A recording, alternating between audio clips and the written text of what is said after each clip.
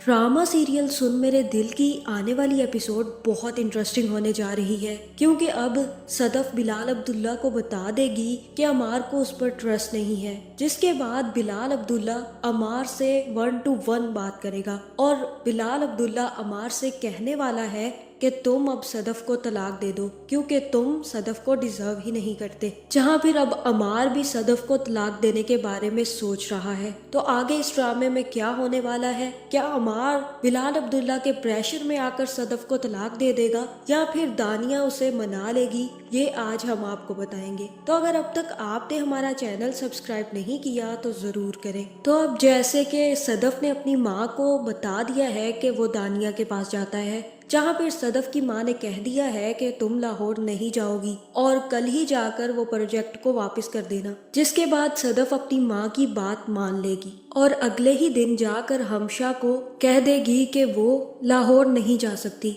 और जो पेपर बिलाल अब्दुल्ला ने साइन करके भेजे होंगे वो बिलाल अब्दुल्ला को वापस करने का भी कह देगी। जहाँ फिर हमशा जैसे ही वो पेपर लेकर वापस बिलाल अब्दुल्ला के पास जाएगी और कहेगी कि आज सदफ ने अपना डिसीजन चेंज कर लिया है, वो कह रही है कि वो लाहौर नहीं जा सकती और इसीलिए उसने ये पेपर्स भी वापस कर दिए हैं। जहाँ फिर ये सुनकर बिलाल अब्दुल्ला को काफी ज्यादा गुस्सा आएगा और वो पेपर उठाकर जमीन पर मार देगा। जहाँ फिर वो कहेगा कि जल्द से जल्द सदफ को मेरे कमरे में भेजो। जिसके बाद हमशा जाकर सदफ से कहेगी कि बिलाल अब्दुल्ला तुम्हें अपने कमरे में बुला रहे हैं। वो काफी ज्यादा गुस्से में है। जहाँ फिर सदफ जैसे ही बिलाल अब्दुल्ला के पास जाएगी तो बिलाल अब्दुल्ला सदफ से पूछेगा कि अब आपने डिसीजन कैसे चेंज कर लिया? आप तो कल कह रही थी कि मेरा डिसीजन कभी बदलता नहीं है, तो फिर आज ऐसा क्या हो गया जो आपने अपना डिसीजन इतनी जल्दी बदल लिया?